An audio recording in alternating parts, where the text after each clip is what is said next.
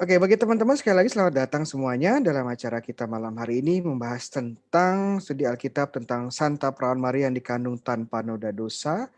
Ya, secara khusus kita akan fokus nanti pada pembahasan landasan biblis dan teologis dari dogma yang satu ini. Dan teman-teman bisa komen atau kalau ada pertanyaan, ada pernyataan bisa di chat ya, bisa ditulis di kolom chat yang ada di YouTube maupun di Zoom. Ya. Oke, ada baiknya kita memulai acara kita malam hari ini dengan berdoa tentunya ya, mohon bimbingan dari Tuhan dan juga kita mohon doa kepada Bunda Maria. Mari kita berdoa dalam nama Bapa dan Putra dan Roh Kudus. Amin. Santa Maria, Bunda Kristus, kami berlindung padamu. Janganlah mengabaikan doa kami bila kami dirundung nestapa. Bebaskanlah kami selalu dari segala mara bahaya, ya perawan mulia yang terpuji. Amin. Maria dikandung tanpa noda, doakanlah kami. Malaikat Mikael, Gabriel, dan Rafael, doakanlah kami. Dalam nama Bapa dan Putra dan Roh Kudus. Amin. Sekali lagi selamat malam. Doa yang baru saja kita doakan bersama tadi, ini dalam bahasa Latin disebut sebagai Subtuum Praesidium ya. Kepadamu kami berlindung, itu kurang lebih terjemahan dari Subtuum Praesidium. Dan apa yang membuat doa ini sangat khusus ya, mungkin banyak yang belum tahu bahwa doa ini adalah doa yang sangat-sangat kuno. Ya, doa yang sangat kuno ditemukan. Jadi para arkeolog menemukan sebuah sebuah papirus ya, sebuah papirus atau sebuah tulisan ya, ini bisa dilihat contohnya, dan tulisan ini ditemukan di Alexandria, Mesir, dan usia dari papirus ini sekitar 1700 bahkan ya, karena usianya mungkin di papirus ini ditulis sekitar tahun 250 ya, 150 Masehi, jadi sangat tua. Apa yang menarik bahwa doa ini ya, dalam papirus ini ditemukan doa, dan doanya yang baru saja kita doakan, subtuum tadi, dan doa ini didoakan ditujukan kepada Bunda Maria.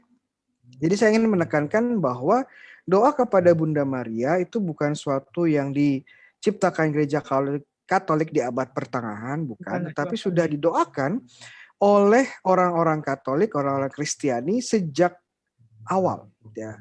Orang-orang Kristiani purba ya, tadi sudah saya lihat, kita sudah jelaskan ya bahwa doa ini sudah didoakan orang-orang Kristiani setidaknya di Alexandria sejak abad ketiga ya, tahun 200-an. Jadi doa kepada Bunda Maria dan para kudus itu bukan suatu hal yang aneh di gereja ya, karena sejak zaman gereja jemaat purba mereka sudah berdoa kepada Bunda Maria sebagai contoh ya. Oke. Mungkin teman-teman saya sedikit bertanya, tahu nggak dogma Bunda Maria itu ada berapa ya? Ajaran gereja mengenai Bunda Maria yang sudah dalam level dogma itu ada berapa? Nanti saya akan terangkan ya bahwa dogma itu salah satu jenis, salah satu ajaran gereja. Karena ajaran gereja itu ada banyak jenisnya, atau lebih tepatnya ada banyak tingkatannya. Dan setiap tingkatan itu nggak sama levelnya, ya, nggak sama bobotnya. Nanti saya akan jelaskan ke sana ya. Tapi dalam gereja Katolik, dogma tentang Bunda Maria itu ada berapa? Ada 4 ya, ada 4. Ada yang tahu apa saja? Ada yang pertama adalah Bunda Maria sebagai Bunda Allah, ya, Bunda Allah. Kemudian hari rayanya kapan? Maria Bunda Allah 1 Januari ya, jangan lupa. 1 Januari kita tidak hanya merayakan tahun baru, tetapi gereja merayakan Maria sebagai Bunda Allah. Kemudian kita ada dogma kedua tentang Maria, Maria perawan, Maria selalu perawan. Jadi dia perawan sebelum mengandung, perawan saat mengandung dan melahirkan, perawan sampai dia naik ke surga. Oke, itu salah satu dogma gereja tentang Maria. Yang ketiga, dogma Maria dikandung tanpa noda dosa. Ya, dan ini yang kita akan bahas pada malam hari ini. Dan terakhir, yang keempat adalah Maria diangkat ke surga ya. Dan kalau teman-teman cek, kita sebenarnya sudah bahas ya dogma keempat ini. Nanti silahkan cek lagi di YouTube-nya saya tentang Maria yang diangkat ke surga ya. Saya sudah memberikan penjelasan secara biblis maupun teologis kenapa kok Maria bisa naik ke surga gitu. Iya. Sekarang kita fokusnya di sini ya. Immaculata ya, Maria Immaculata nama lainnya atau Maria dikandung tanpa noda dosa. Ini dirayakan 8 Desember yang lalu. Ya rencana saya pengen studi ini lebih awal, tapi karena banyak kesibukan baru sekarang bisa membahas tentang Maria Immaculata atau Maria yang dikandung tanpa noda dosa. Maria diangkat ke surga atau Maria Assumpta kapan hari rayanya, ada yang tahu?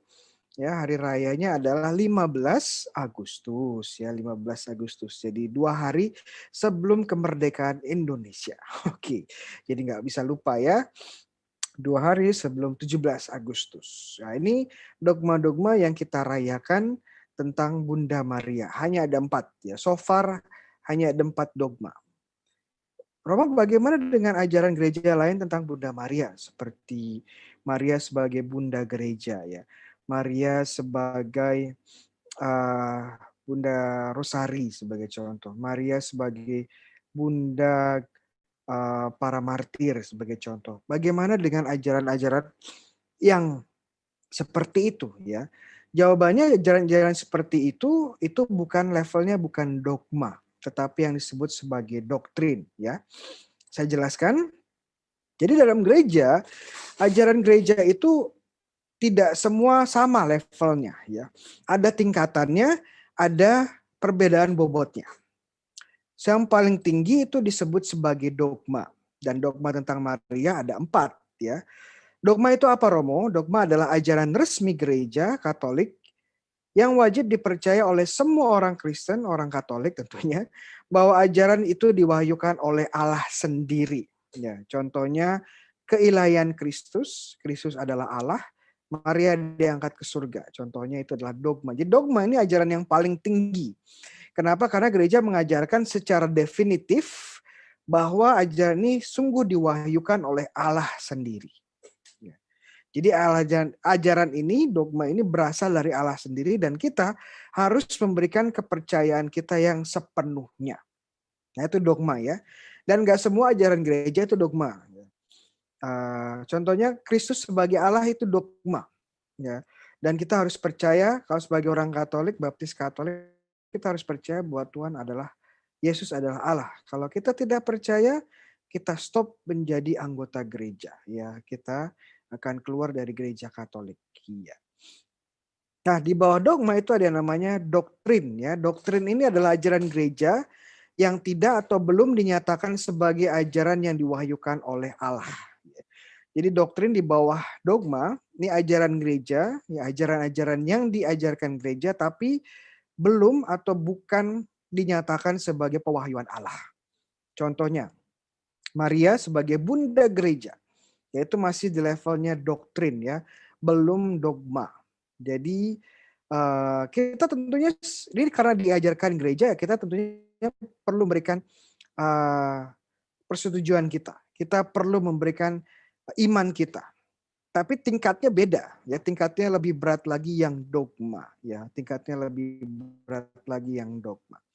Nah, yang paling bawah ini disebut sebagai pendapat teologis, opini teologis. Bukan diajarkan gereja, tidak diajarkan gereja, tetapi diperbolehkan oleh gereja. Ini biasanya diajarkan oleh para teolog ya. Para teolog mendapatkan opini mereka, mengutarakan opini mereka tentang sebuah topik teologis, dan ini diizinkan gereja walaupun bukan ajaran gereja. Contohnya ada 9 tingkat ya, di sini sebut paduan suara ya. Tapi lebih tepatnya 9 tingkatan malaikat ya. 9 paduan malaikat, 9 tingkatan malaikat. Nah, jadi ini contoh dari pendapat teologis. Nah, kalau pendapat teologis kita boleh percaya, boleh tidak. Jadi teman-teman bisa percaya bahwa ada 9 tingkatan malaikat, ya silahkan. Kalau percaya bahwa hanya ada 7 tingkatan malaikat, ya silahkan, ya nggak masalah. Yang dogma adalah malaikat itu ada. Ya. Malaikat itu adalah dogma. Tapi bagaimana tingkatannya, ya level 1, 2, 3-nya, kita tidak tahu dengan persis, gereja tidak mengajarkan secara definitif, dan para teolog boleh mengungkapkan pendapat mereka. Dan kita bisa percaya bahwa tidak dengan tingkatan ini. Tapi malaikatnya ada atau tidak, itu adalah dogma dan kita harus percaya. Jadi semacam itu ya, perbedaan dogma, doktrin, dan pendapat teologis. Oke. Dari sini kita bisa belajar banyak ya. Kadang-kadang kita sebagai orang Katolik itu tidak membedakan ya, kadang-kadang tidak malas membedakan ya. Malas membedakan mana yang dogma, mana yang doktrin, mana yang teologi opini ya. Sehingga kita bingung sendiri ya. Kadang-kadang kita hanya bertengkar, berdebat hanya pendapat teologis, bukan yang lebih esensial ya. Kadang-kadang kita ada yang tidak percaya pada level dogma. Waduh, itu udah cukup berat ya. Tapi karena kita nggak tahu itu dogma, kita pun menyangkalnya. Ya, jadi kita harus hati-hati di sini ya, harus hati-hati dan mencoba melihat tingkatan yang benar di mana ya, tingkatan yang benar di mana. Oke, kita lanjutkan ya, itu pengantar. Pengantar nomor 2. Ya, asumsi dasar dogma Katolik ya. Kenapa gereja punya dogma ya, dan kadang-kadang ada yang kita lihat nanti sebagai contoh dogma Maria diangkat, Maria tidak bernoda, Maria yang tidak bernoda ini baru dinyatakan sebagai dogma pada tahun 1854 ya. Seolah-olah dogma itu diciptakan gereja Katolik ya kemudian ya. Seolah-olah kesannya tidak ada di kitab suci, tidak ada di tradisi Bapak Gereja, hanya diciptakan kemudian karena pausnya lagi cari kerjaan ya, nggak ada kerjaan ya udah kita ciptakan dogma tentang Maria gitu ya, seolah-olah nggak ada kerjaan gitu. Tetapi ya kita akan melihat bahwa itu tidak, asumsi itu tidak benar ya. Yang benar adalah seperti ini ya, ketika kita berbicara mengenai pemahaman tentang dogma, satu prinsip yang didukung oleh gereja adalah perkembangan dogma ya. Maksudnya dogma itu berkembang secara alami ya, perkembangan organik dogma. Maksudnya apa, Romo? Jadi ajaran Kristus sebenarnya secara implisit ada sejak awal, tetapi baru diungkapkan, diartikulasikan secara eksplisit kemudian hari. Contohnya tadi ya, Maria dikandung tanpa noda dosa, itu dinyatakan oleh gereja sebagai dogma 1854. Tetapi kebenarannya kita akan melihat ternyata sudah ada di kitab suci. Ternyata sudah ada di tradisi. Ya. Tapi mungkin baru tahun itu dinyatakan diangkat sebagai dogma. Mengapa demikian, Romo? Ya, karena kebenaran yang diungkapkan adalah misteri ilahi. Sedangkan pikiran manusia itu terbatas dan historis. Manusia itu berkembang dan belajarnya pelan-pelan ya. Dan manusia memang perlu bertumbuh dalam pengetahuan, dalam kebijaksanaan. Sebagai contoh sederhana ya, contoh sederhana, anak kecil itu kalau belajar matematika ya belajar matematika sederhana. Ya, anak umur 5 tahun ya matematikanya ya belajarnya menghitung 1+1, 2, 2+2, 4, dan seterusnya. Mereka tidak mampu mengerjakan matematika yang lebih kompleks, trigonometri ya segala macam ya. Tetapi suatu saat nanti mereka saat bertumbuh ya, saat belajar terus mereka akan mengerti trigonometri atau soal-soal matematika yang lebih kompleks.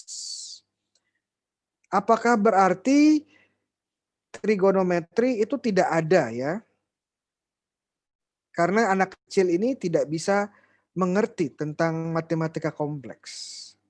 Tidak, kita tahu bahwa trigonometri itu ada terlepas dari anak kecil ini bisa mengerti atau tidak. Ya. Begitu juga dengan kebenaran dogma. Terlepas kita mampu mengerti atau tidak, kebenaran dogma sudah ada sejak awal. Sudah ada di kitab suci. sudah ada di dalam tradisi gereja. Ini hanya masalah bagaimana kemudian gereja mengartikulasikannya lebih eksplisit dan lebih definitif.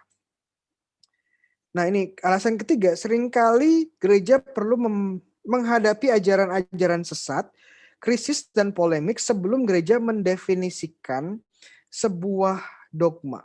Ya, seringkali gereja perlu menghadapi ajaran-ajaran sesat, krisis dan polemik sebelum gereja mendefinisikan sebuah dogma.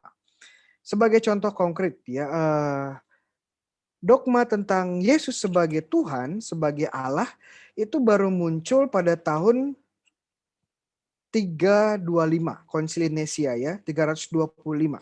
Konsili Nicea baru muncul pada tahun 325. Loh, kok baru muncul tahun segitu Romo ya? Ya karena pada tahun itu muncul sebuah ajaran sesat yang namanya Arianisme. Yang mengatakan bahwa Tuhan Yesus itu bukan Tuhan, bukan Allah. Nah untuk mengcounter ajaran sesat ini, gereja harus memperjelas posisinya. Bahwa benar, posisi yang benar, yang ortodoks itu bahwa Yesus adalah Allah. Maka pada 325 dinyatakan Yesus itu Allah sebagai dogma. Tapi Yesus sebagai Allah itu sudah jelas di kitab suci. Sudah jelas di tradisi. Tapi memang butuh dikukuhkan, dimantapkan karena menghadapi krisis, menghadapi serangan dari ajaran sesat. Itu kenapa munculnya dogma ya. Karena kita menghadapi situasi-situasi yang tidak ada sebelumnya. Yaitu ajaran sesat, krisis, dan polemik. Iya. Oke. Ini alasan teologis biblis sebagaimana Yesus dalam kemanusiaannya harus bertumbuh dalam kebijaksanaan, hikmat, Lukas 2:52. Demikian pula gereja sebagai tubuh Kristus itu tumbuh dan dalam kebijaksanaan. Itu kira-kira main mindsetnya, frameworknya, bagaimana kita mengerti dogma. Kenapa dogma Maria itu baru muncul di tahun 1854 ya, atau dalam Immaculate Conception itu 1854, kemudian Maria diangkat ke surga baru tahun 1954 ya sebagai contoh. Kenapa baru muncul fase-fase ini ya? Karena perkembangan dogma ya. Oke. Kita sekarang masuk ke dalam dogmanya sendiri.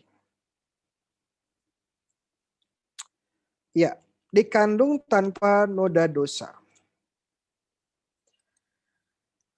Dogma ini dipromulgasikan, dinyatakan sebagai sebuah dogma oleh Paus Pius ke-9 melalui konstitusi apostolik yang disebut sebagai Ineffabilis Deus. Ini dikeluarkan pada tahun 1854 tanggal 8 Desember ya, 8 Desember. Nah, itu sejarahnya kenapa keluar dogma ya dogma Maria tanpa noda dosa. Jadi ajaran Maria dikandung tanpa noda dosa dinaikkan tingkatnya menjadi dogma pada 8 Desember 1854. Apa yang pernyataan dari Paus Pius ke-9 apa lebih tepatnya? Bahwa perawan tersuci Maria sejak saat pertama terkandung, sejak masa perkandungannya, pembuahannya oleh rahmat yang luar biasa, dan oleh pilihan Allah yang Maha Kuasa karena pahala Yesus Kristus penebus umat manusia, telah dibebaskan dari segala noda dosa asal. Oke, ini dia. Ya, jadi Bunda Maria ya dibebaskan dari noda dosa asal sejak saat dia dikandung, sejak saat dia pembuahan. Nanti akan saya jelaskan apa itu dosa asal. Oke, kita pengertian sederhananya seperti apa sih Romo dogma ini ya? Dalam hal ini yang dikandung tanpa noda dosa adalah Maria ya, bukan Yesus ya. Jadi kita berbicara tentang pembuahannya Bunda Maria, bukan tentang Yesus. Jadi Maria dilindungi dari dosa asal dan akibat-akibatnya atau efek-efeknya karena kasih karunia atau rahmat yang luar biasa dan hak istimewa dari Allah. Ini berbeda dengan kita semua. Kenapa? Karena kita saat lahir, saat pembuahan di kandungan ibu kita, saat kita ada, kita sudah memiliki yang disebut namanya dosa asal. Bunda Maria saat pembuahan, dia tidak memiliki dosa asal. Nanti kita jelaskan dosa asal itu apa ya. Niki. Ya, dosa asal ini saya tekankan sekali lagi, dosa asal itu hilang atau dibersihkan melalui sakramen pembaptisan ya. Saat kita dibaptis, dosa asal kita dibersihkan, ya lenyap, diambil dari kita. Berbeda dengan Maria, Maria tidak butuh sakramen pembaptisan karena sejak awal dia sudah terlindung dari dosa asal dan segala efeknya. Nah, itu yang membedakan kita dengan Bunda Maria ya. Makanya kita perlu membedakan antara dosa. Oke, kita harus tahu dulu dosa itu apa ya. Secara umum dosa itu adalah pelanggaran yang menyebabkan perpisahan radikal antara manusia dan Tuhan. Manusia berpaling dari Tuhan. Nah, itu dosa ya. Jangan lupa dosa itu sebuah pelanggaran dan efek terbesarnya dosa itu adalah putusnya hubungan manusia dengan Tuhan. Dan saat kita terputus dari Tuhan, Tuhan yang adalah sumber kehidupan, ya makanya kalau kita putus dari sumber kehidupan, ya kita akan mati. Itu efek dari dosa. Kayak HP yang terputus dari chargernya. Ya, dari sumber listrik, ya lama-kelamaan dia akan mati. Begitu juga dengan kita. Saat kita terputus hubungan kita dengan Tuhan, kita pun akan mati. Secara rohani. Ya, secara khusus secara rohani. Nah, dosa asal itu apa, Romo? Ya, adalah sebuah kondisi keadaan yang jauh dari Tuhan. Keadaan di mana tidak ada rahmat anugerah Tuhan. Ya, tidak ada rahmat Tuhan. Ini ada seorang apologis, ya, apologet yang berkata, Trenhorn namanya, ya. Dia bilang mungkin lebih mudah untuk memikirkan dosa asal bukan sebagai noda pada jiwa kita, namun sebagai sesuatu yang penting yang hilang atau sebuah lubang di dalam jiwa kita. Sakramen pembaptis menghapus dosa asal dengan mengisi jiwa kita dengan kasih dan kehidupan Allah atau kasih karunia atau rahmat ya. Ya, dengan rahmat. Mudahnya seperti ini ya, mudahnya seperti ini. Dosa asal itu adalah sebuah kondisi di mana kita jauh dari Tuhan. Saat kita terlahir dari Tuhan, ya kita sudah jauh dari Tuhan. Kok bisa seperti itu, Romo? Ya, kalau kita baca Roma 5 bab 5, karena dosa Adam, semua orang pun akhirnya jatuh seperti Adam. Ya, tentunya ada pengecualian yang nanti kita akan jelaskan.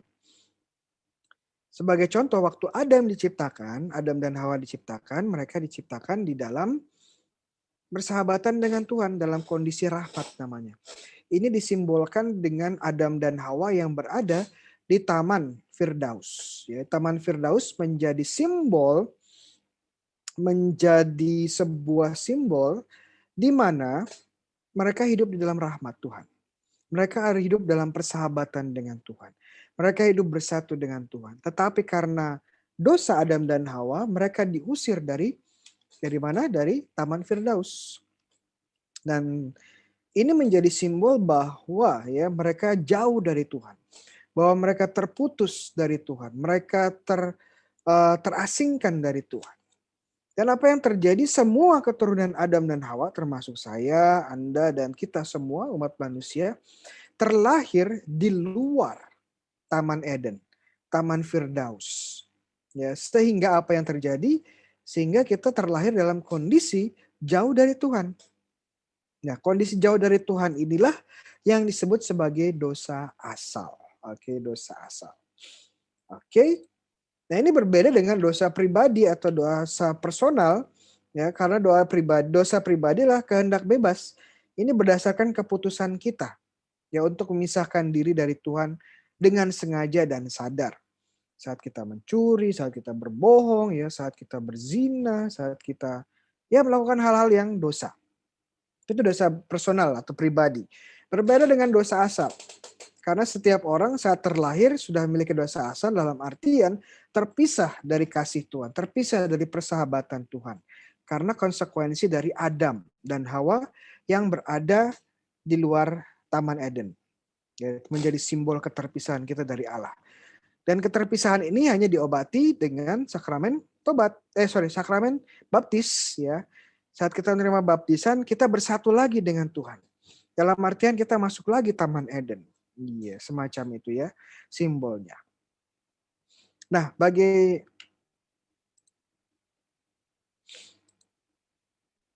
berbicara tentang Maria dikandung tanpa noda dosa, sudah saya sebutkan tadi, ini adalah suatu ajaran yang sebenarnya sudah muncul di kitab suci dan juga di Bapa Gereja. Nah, kita lihat dulu dari Bapa Gereja. Bapa Gereja selalu menjuluki Maria sebagai Panagia atau Maha Suci, yes, All Holy. Logikanya sederhana ya, tempat terbaik untuk orang yang terbaik. Jadi kalau kita akan kehadiran tamu VVIP, ya kita pun akan mempersiapkan tempat VVIP bagi tamu tersebut. Kalau Presiden Jokowi mau datang ke paroki kita, kita pun akan mempersiapkan tempat yang terbaik buat Presiden Jokowi. Karena kita tahu dia VVIP, ya kan? Dan kita pun memberikan tempat yang terbaik. Begitu juga dengan Tuhan. Ya, dia mempersiapkan bundanya sebaik mungkin. Karena yang akan diterima oleh Bunda Maria adalah Tuhan sendiri, ya, Tuhan yang menjadi daging. Apakah Tuhan bisa bisa terlahir dari wanita biasa-biasa saja? Ya, bisa. Apakah Tuhan bisa terlahir dari batu? Ya, kalau Tuhan mau bisa. Tetapi apakah layak? Jawabannya. Jawabannya tidak layak, tidak pantas. Sudah pantas dan selayaknya bahwa yang akan menjadi rahim, menjadi wanita yang melahirkan Tuhan adalah wanita suci. Wanita yang terbebas dari segala noda dosa. Ya, itu kelayakan dan kepantasan. Bapak gereja sejak zamannya Origenes, Santo Efrem dari Syria, Santo Gregorius dari Nazianze, dan juga Santo Agustinus telah membahas kekudusan Maria dan Maria yang dikandung tanpa noda dosa. Jadi banyak bapak gereja yang berbicara tentang Maria yang kudus tanpa noda dosa. Contohnya Santo Ambrosius, dia bilang ya, Maria adalah seorang yang murni, perawan bebas dari setiap noda dosa oleh karena rahmat dan kasih karunia Allah. Begitu juga Santo Agustinus, dia pernah bilang semua orang berbuat dosa kecuali perawan Maria. Ya, untuk kehormatan Tuhan aku tidak mempertanyakan apapun yang berhubungan dengan dosa. Jadi Ambrosius, Agustinus sebagai contoh menekankan Maria yang kudus tanpa noda dosa. Ini bapak-bapak gereja yang sangat penting ya buat kita. Oke, kita akan melihat beberapa keberatan ya, objections tentang Maria yang dikandung tanpa noda dosa. Dikandung tanpa noda dosa apakah mungkin, Rom? Sebagai contoh dari surat Roma kepada jemaat di Roma bab 3 ayat 23 dikatakan ya, Santo Paulus berkata karena semua orang telah berbuat dosa dan telah kehilangan kemuliaan Allah. Oh, semua orang telah berbuat dosa. Kalau semua orang berarti Bunda Maria juga telah berbuat dosa. Oke. Santo Yohanes menulis dalam suratnya, jika kita berkata bahwa kita tidak berdosa, maka kita menipu diri kita sendiri ya. Kebenaran tidak ada di dalam kita ya. Kalau Bunda Maria disebut tidak berdosa, sepertinya itu penipuan ya, tidak kebenaran. Ya. Mari kita lihat. Kemudian Bunda Maria sendiri bernyanyi, dan hatiku bergembira karena juru selamatku ya. Ada yang bilang kalau Maria itu tidak berdosa, berarti dia tidak butuh juru selamat dong. Tapi Bunda Maria bilang bahwa dia butuh ya, dia bersuka cita karena Allah juru selamat ya. Dia butuh juru selamat. Berarti dia juga berdosa dong, Romo. Iya. Mari kita bahas satu persatu ya keberatan-keberatan ini. Nah, ketika Santo Paulus dan Santo Yohanes berkata, kita semua telah berdosa, kita harus mengerti bahwa hal ini tidak sepenuhnya mutlak. Ya. Dalam artian, jika tidak, maka kita harus memasukkan Yesus ke dalam daftar orang-orang berdosa. Ya. Kata semua orang telah berdosa itu tidak mutlak dalam artian ada pengecualian. Ya. Kalau tidak, kita harus bilang bahwa Yesus juga berdosa karena Yesus juga sungguh manusia, ya kan? Jadi ada pengecualian dari kata-kata Paulus dan Santo Yohanes ini. Dan jika ada pengecualian satu, bisa juga ada pengecualian yang lain. Dan pengecualian yang lain ini kita akan lihat adalah Bunda Maria, ya. Santo Paulus dan Yohanes berbicara tentang dosa yang aktual, ya, dosa personal, dosa yang sebenarnya, dan bukan tentang dosa asal. Dan ada beberapa kondisi di mana manusia tidak dapat melakukan dosa yang personal, ya, doa yang sebenarnya. Contoh, saat kita kecil, ya, kita tidak mampu berbuat dosa, ya, dosa aktual, dosa personal, karena kita belum mengerti dosa itu apa, ya. Begitu juga saudara-saudara kita yang mengalami gangguan mental, ya, yang mengalami cacat disabilitas mental. Mereka ini juga tidak bisa berdosa secara personal karena mereka tidak memiliki kemampuan untuk berdosa, ya, kemampuan untuk bebas melakukan dosa, tidak bisa, iya. Jadi sebagai contoh Roma 9:13, pada waktu anak-anak Esau dan Yakub itu belum dilahirkan dan belum melakukan yang baik dan yang jahat, dalam artian waktu Esau dan Yakub itu masih kecil, mereka tidak bisa berdosa. Ya, mereka tidak bisa berdosa karena memang mereka belum mengenal dosa dan belum punya kapasitas untuk berbuat dosa. Jadi di mana ada kondisi-kondisi di mana orang terbebas dari dosa. Karena memang mereka tidak mampu berbuat dosa, ya belum mampu berbuat dosa. Jadi kita bisa lihat ada pengecualian-pengecualian dari semua orang berdosa ini, ya.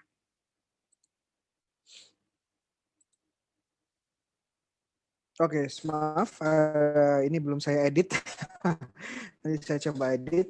Ya, benar bahwa Maria memerlukan seorang penyelamat, tetapi dia diselamatkan dari dosa dengan cara yang istimewa. Ya, kenapa? Untuk menyelamatkan seseorang dari dosa itu ada dua cara. Nah, ya. Diselamatkan dari dosa yang telah diperbuat dengan rahmat pengampunan dosa, itu satu. Dan kedua, ya, diselamatkan dari dosa dengan rahmat yang menghalangi atau mencegah kita berbuat dosa. Ya, disebut rahmat pencegahan. Bisa dibaca di kitab di Yudas, kitab surat Rasul Yudas kepada yang pertama, ya. Maaf. Surat Rasul Yudas bab pertama ayat 24 sampai 25. Jadi ada dua cara untuk menyelamatkan kita dari dosa. Pertama, ya, lalu pengampunan dosa. Kedua, melalui pencegahan. Sama seperti bagaimana kita menangani penyakit, ya. Kalau penyakit ya cara biasanya kalau kita sakit ya dengan apa namanya? Dengan mengobati, ya, dengan mengobati melalui obat-obatan. Tapi cara kedua juga bisa dengan cara mencegah kita jatuh dalam sakit, ya, dengan cara hidup sehat, ya, dengan cara olahraga sehingga kita tidak sakit, makanan sehat, ya. Jadi ada dua cara kita tidak sakit.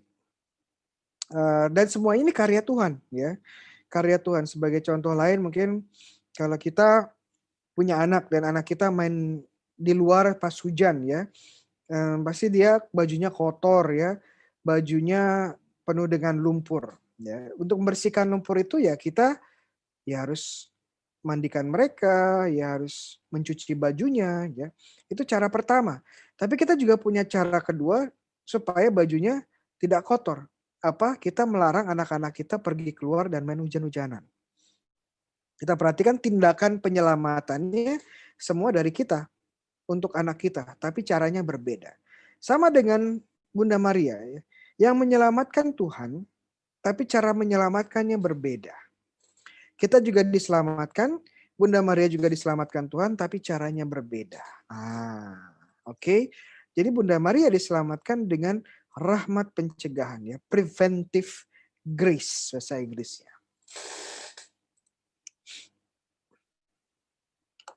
Sekarang kita masuk teks kitab sucinya.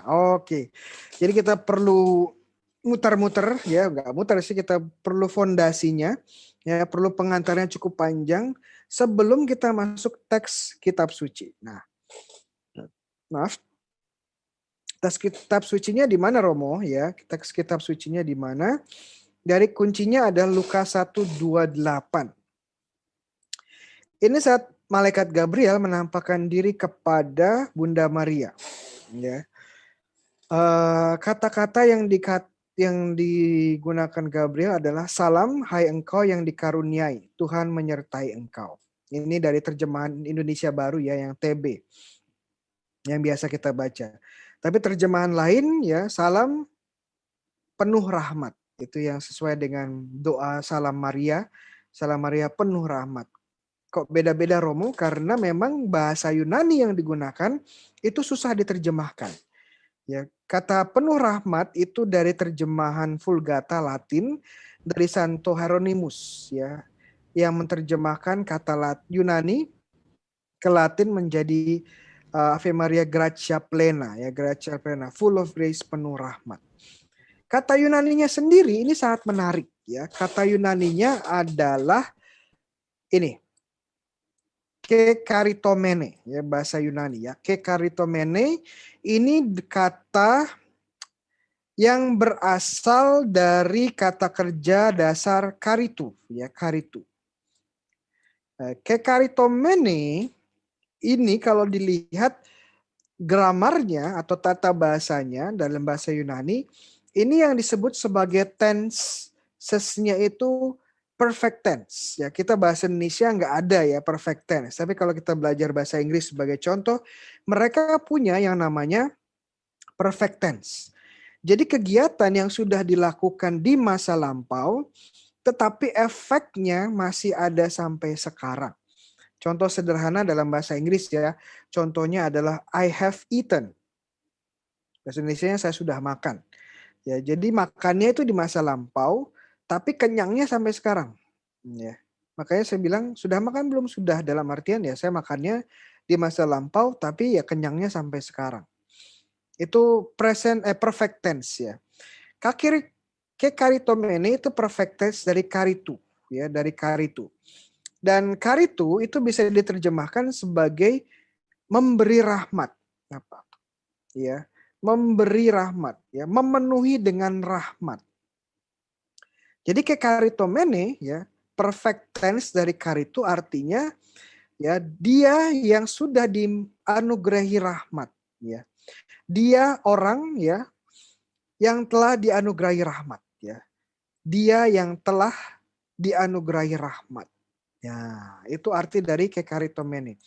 Jadi Bunda Maria adalah seseorang yang sudah dianugerahi rahmat di masa lampau dan efek rahmatnya itu sampai sekarang.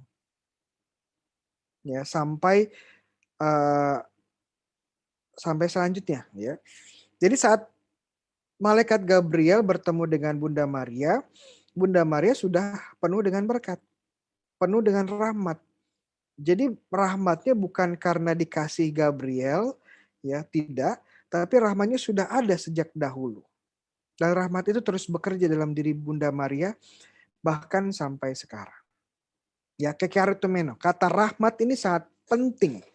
Ya, bahwa dia sudah menerima rahmat di masa lampau dan rahmatnya terus bekerja. Oke, pertanyaan kedua yang sangat penting adalah Romo, kata rahmat itu apa ya? Rahmat itu artinya apa, Romo? Ya. Ya, kata rahmat itu bisa diartikan dua hal ya. Rahmat sebagai bantuan eksternal ya, sebagai bantuan, sebagai support ya, sebagai penyangga, atau rahmat sebagai kekudusan. Sebagai hadirnya Allah Tritunggal di dalam jiwa kita, jiwa manusia. Jadi rahmat ada dua definisi, bantuan eksternal ya, atau kehadiran Tritunggal Maha Kudus dalam kita yang menghadirkan kekudusan. Eksternal atau internal. Ya. Nah, dari dua ini mana kira-kira arti kata rahmat yang terjadi dalam Bunda Maria? Ya, makanya kita betul lihat teks lain yang berbicara tentang rahmat. Ya, teks lain di dalam kitab suci yang menggunakan kata karitu. Ya, karitu. Dan ini ada di 1 Efesus 1:58. Kata karitu itu sangat jarang di kitab suci ya. Dan salah satu lain ada di Efesus 1:58. Coba saya baca, teksnya agak kecil ya, mohon maaf. Dan dalam kasih ia telah menentukan kita dari semula oleh Yesus Kristus untuk menjadi anak-anaknya, sesuai dengan kerelaan kehendaknya. Supaya terpujilah kasih karunia-Nya yang mulia, yang dikaruniakannya kepada kita dalam Dia. Ya, kasih karunia atau rahmat yang dikaruniakan, yaitu bahasanya karitu. Sebab dalam dia dan oleh darahnya kita boleh beroleh penebusan, yaitu pengampunan dosa, menurut kekayaannya kasih karunia-Nya yang dilimpahkan kepadanya dalam segala hikmat dan pengertian. Oke, ini menarik ya, karena kata karitu, kata karunia dan rahmat di sini itu hasilnya bukan sekadar bantuan dari luar, tetapi yang terjadi dalam jiwa kita. Kita lihat hasil-hasilnya apa? Bahwa kita menjadi anak-anak Tuhan, ya, adopsi. Saat kita menjadi anak Tuhan, terjadi perubahan fundamental dalam jiwa kita, ya. Dan kemudian kita juga dalam rahmat kita mendapatkan penebusan dan pengampunan dosa. Itu efek-efek rahmat, ya. Efek kasih karunia atau rahmat itu adopsi, menjadi anak Tuhan. Kemudian penebusan, pengampunan dosa. Ini sesuatu yang internal. Dosa kan putusnya hubungan dengan Tuhan, ya. Dan ini sesuatu yang rohani, bukan sesuatu yang eksternal. Jadi perubahan yang terjadi karena rahmat itu bukan sekedar eksternal, tetapi internal. Yang disebut sebagai kekudusan. Menjadi anak Allah, terbebas dari dosa, mendapatkan rahmat penebusan, terjadi di internal, kekudusan. Dan ini yang didapatkan Bunda Maria. Jadi dia sudah ditebus. Ya, sudah terjadi di masa lampau, ditebusnya. Dia sudah diampuni sejak masa lampau. Dia sudah menjadi anak Tuhan. Menerima rahmat sejak dahulu. Dan efeknya terus sampai sekarang. Nah, itu yang diterima Bunda Maria, teman-teman. Ya, menerima rahmat kekudusan. Dan rahmatnya sudah diterima di masa lampau, hasilnya sampai sekarang. Iya. Nah, benar. Pertanyaannya kemudian kalau mau betul Bunda Maria sudah mendapatkan rahmat, tapi pertanyaannya kapan Bunda Maria mendapatkan rahmat tersebut? Karena dalam ayat yang tadi tidak begitu jelas kapan rahmat diterima Bunda Maria.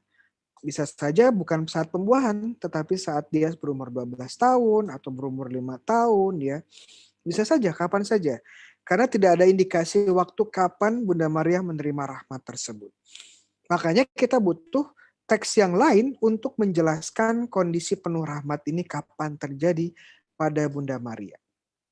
Oke, saya ingin membawa teman-teman kembali ke kitab Kejadian, ya. Setelah Adam dan Hawa jatuh. Oke, dalam Kejadian 3:15, ya, Kejadian 3:15 dikatakan demikian. Ya, Allah berkata, aku akan mengadakan permusuhan antara engkau. Engkau di sini adalah si ular, setan, dan perempuan ini, dan sang perempuan lebih tepatnya. Antara keturunanmu dan keturunannya akan meremukkan kepalamu, dan engkau akan meremukkan tumitnya. Ya, ya. Oke, menurut teman-teman wanita di sini siapa? Ya, perempuan di sini siapa? Ya. Kalau kita baca, ya ini Hawa, Romo, ya. Soalnya perempuan di situ ya cuman Hawa, ya. Mengadakan permusuhan antara si setan dengan sang Hawa. Itu baca sederhananya seperti itu, Romo. Tapi apakah benar bahwa perempuan yang disebutkan dalam Kejadian 3:15 ini adalah sang Hawa? Ya. Kalau kita baca cermati sebenarnya wanita ini bukan Hawa. Ya. Wanita ini, perempuan ini bukan Hawa karena Hawa telah berdosa dan di bawah pengaruh sang ular, sang setan. Tidak mungkin Hawa mengadakan permusuhan antara dia dengan sang ular. Kenapa? Karena Hawa sudah jatuh dalam dosa. Dan karena dia jatuh dalam dosa, dia di bawah kuasa sang ular. Ya, kalau kita lihat janji Tuhan bahwa sang wanita akan dalam satu level dengan sang setan. Karena dia satu level, berarti posisinya sama kuat. Dan karena sama kuat, berarti dia tidak ada di bawah kendali sang ular. Dalam artian dia tidak berdosa. Kalau karena berdosa, dia pasti di bawah sang ular. Tapi karena dia levelnya sama dengan sang ular, maka dia tidak berdosa. Ya, jadi kita lihat bahwa di sini wanita di sini berbeda dengan Hawa. Kenapa? Karena Hawa sudah berdosa, berarti wanita ini bukan Hawa. Jadi siapa wanita ini? Ya. Wanita yang dijanjikan Yesus, di mana dijanjikan Allah sendiri, di mana dia akan bermusuhan dengan sang ular. Dan keturunan wanita ini akan menghancurkan kepala ular. Iya. Keturunan ini adalah Yesus. Yesus akan menghancurkan kepala ular. Ya, walaupun tumitnya diremukan ya, kalau menghancurkan ular atau membunuh ular, cara yang paling efektif itu adalah dengan menghancurkan kepalanya ya. Tetapi kalau kita menghancurkan kepala ular dengan kaki kita, ya pasti kaki kita akan digigit. Iya. Jadi itu kenapa menggunakan tumit ya. Kenapa meremukan tumit? Karena ya sebagai bentuk perlawanan sang ular akan menggigit kaki kita. Nah, kaki yang menginjak kepalanya. Oke. Dan wanita ini bukan Hawa. Ya, siapa wanita ini ya? Oke, ini menarik. Wanita ini saya sebut sebagai Hawa yang baru. Karena Hawa yang lama itu di bawah kuasa setan. Dan saya ingin mengajak teman-teman melihat bahwa Maria adalah Hawa yang baru. Tahu dari mana Bunda Maria adalah Hawa yang baru? Oke, kita lihat ya. Saya ingin mengajak teman-teman fokus pada Yohanes 2. Ya, membandingkan antara Kejadian 1 bab 1 sampai 3 bab 1 sampai 3 dan kemudian Yohanes 2. Kita akan melihat Hawa lama dan Hawa baru. Kok bisa Romo? Ya. Yohanes 2 itu apa Romo? Yohanes 2 itu adalah cerita tentang pernikahan di Kana. Iya. Oke, mari kita lihat ya hal-hal menarik yang bisa menunjukkan bahwa Maria adalah sungguh Hawa yang baru. Hawa yang lama itu adalah wanita pertama yang muncul di kitab Kejadian. Dalam Injil Yohanes, Maria adalah wanita pertama yang muncul di Injil Yohanes. Oke, Hawa disebut sebagai perempuan. Ya, sebelum nama Hawa ada, ya sang perempuan ya dipanggil perempuan. Ya, Isya bahasa Ibraninya. Jadi Kejadian 1 dan 2, sang Hawa disebut sebagai perempuan. Begitu juga dengan Maria di Injil Yohanes itu disebut sebagai sang perempuan. Jadi waktu Bunda Maria ya dipanggil oleh Yesus, atau Bunda Maria saat berkomunikasi dengan Yesus, Yesus manggil Bunda Maria bukan sebagai ibu, ya tapi sebagai perempuan. Dan ini dilakukan 2 kali, ya di Kana maupun di bawah salib. Karena memang bukan ya, bukan tidak sopan Yesusnya, tetapi Bunda Maria dilihat sebagai Yesus sebagai Hawa yang baru, sebagai perempuan baru. Nah, ini yang menarik ya. Dalam Kejadian, Hawa lama mengundang Adam untuk berbuat dosa yang pertama. Nah, kita tahu kan ya, bagaimana Hawa itu memetik buah dan mengajak Adam untuk berdosa, memakan buah terlarang. Tetapi di Injil Yohanes, ya, Maria mengundang Yesus, sang Adam baru, untuk membuat mukjizat pertamanya. Nah, ini berbuat dosa pertama, ini berbuat mukjizat pertama. Ini membawa kehancuran pertama, ini membawa kemuliaan pertama. Waduh, luar biasa. Oke, Hawa lama berasal dari Adam tanpa bantuan perempuan lainnya. Kita tahu kan, Hawa diciptakan dari tulang rusuknya sang Adam, ya, tanpa bantuan dari wanita lain. Ya, jadi ini Adam, Hawa keluar dari Adam. Menarik, ya. Adam baru, Tuhan Yesus, lahir dari Hawa baru, dari Bunda Maria, tanpa bantuan pria lain. Iya, itu kan dari kuasa Roh Kudus ya. Jadi kita lihat kesamaannya ya. Adam lama keluar Hawa baru, dari Hawa baru, dari Adam yang lama keluar Hawa yang lama, dari Hawa yang baru keluar Adam yang baru. Dua-duanya tanpa bantuan manusia lain. Ini salah satu hal yang menarik ya. Kesamaan-kesamaan yang kita temukan antara Hawa yang baru dan Hawa yang lama. Dan bagaimana Hawa yang baru itu jauh lebih unggul dari Hawa yang lama. Ini dia. Jangan lupa bahwa Hawa yang lama diciptakan tanpa dosa. Ya, waktu mereka diciptakan tanpa noda dosa, ingat, waktu Adam dan Hawa diciptakan, mereka ada di dalam Taman Firdaus, dalam artian sudah saya jelaskan tadi, mereka dalam persahabatan dengan Allah dan tanpa noda dosa, dalam kondisi rahmat. Jika Hawa yang lama saja diciptakan tanpa noda dosa, bagaimana Hawa yang baru?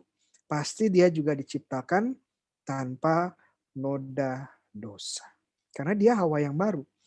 Dan Hawa yang baru tentunya lebih besar, lebih sempurna dari Hawa yang lama. Seperti Adam yang baru, itu jauh lebih besar, jauh lebih sempurna dari Adam yang lama. Ya, begitu juga dengan Hawa yang baru, jauh lebih sempurna dari Hawa yang lama. Hawa yang lama saja diciptakan tanpa noda dosa, apalagi Hawa yang baru. Ya, sejak momen penciptaannya, pembuahannya, dia sudah terbebas dari noda dosa. Bagaimana dia terbebasnya? Karena Tuhan sudah memenuhi dia dengan rahmat, ya, penuh rahmat. Iya. Oke, itu ada dua teks utama yang bisa kita pakai untuk menjelaskan ya Bunda Maria yang tanpa noda dosa sejak awal. Karena kitab suci juga berbicara tentang Hawa yang baru tanpa noda dosa, berbicara tentang penuh rahmat sejak awal. Jadi apa artinya buat kita ya? Dogma ini apa sih artinya, Romo? Ya, kita sudah melihat bahwa bahwa Maria tanpa noda dosa, oke. Lalu tapi buat kita apa ya? Kita harus ingat Mariologi atau dalam pelajaran tentang Maria itu selalu berhubungan erat dengan Kristologi, dengan Kristus ya. Ajaran Mariologi yang benar bersumber dari ajaran tentang Kristus, dan pengajaran tentang Maria yang baik selalu mengarah pada pemahaman tentang Kristus yang lebih mendalam. Atheism per Maria, menuju Yesus melalui Bunda Maria. Dan kedua, Mariologi sangat erat dengan eklesiologi. Eklesiologi itu apa? Itu adalah tentang gereja. Ya, bahwa Bunda Maria adalah anggota dari gereja. Ya. Dan Bunda Maria menjadi model iman dan kasih bagi gereja dan juga tanda rahmat Tuhan yang bekerja dalam umat manusia. Jadi apa yang terjadi pada Bunda Maria pada akhirnya juga akan kita alami kalau kita setia dengan Bunda Maria. Kalau Bunda Maria menerima rahmat penebusan, kita pun kalau ikut Yesus akan menerima rahmat penebusan. Kalau Bunda Maria terbebas dari dosa karena rahmat Tuhan yang khusus, kita pun terbebas dari dosa karena sakramen sakramen baptis dan juga nantinya sakramen pengakuan dosa dan sakramen pengurapan orang sakit. Jadi Bunda Maria menjadi semacam sampel buat kita, model buat kita apa yang terjadi kalau kita setia ikut Yesus. Kita pun akan diberkati dengan begitu luar biasa karena rahmat-Nya. Iya. Oke, sebelum kita masuk tanya jawab, itu mengakhiri sesi saya untuk malam ini. Sebenarnya bisa banyak yang dibahas ya. Saya sebenarnya mengutip juga dari berbagai ayat yang lain, tapi karena kita nggak punya banyak waktu, kita fokus dari dua yang utama tadi ya. Ya, jangan lupa ya untuk subscribe dan follow IG Bayu Datruseno dan YouTube saya. Dan video terakhir tentang makna sejarah liturgi dan tradisi masa Advent. Iya, silahkan dicek bagi yang belum ya mengecek ya. Oke. Iya. Ya, sekarang kita masuk sesi tanya jawab. Ya, saya coba cek di YouTube maupun di mana di Zoom ya. Sebentar saya cek dulu.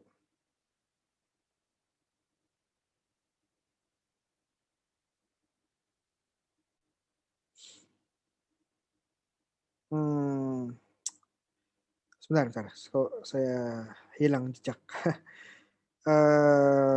Ya, sebentar ya. Saya cek di YouTube. Oh, ini dia.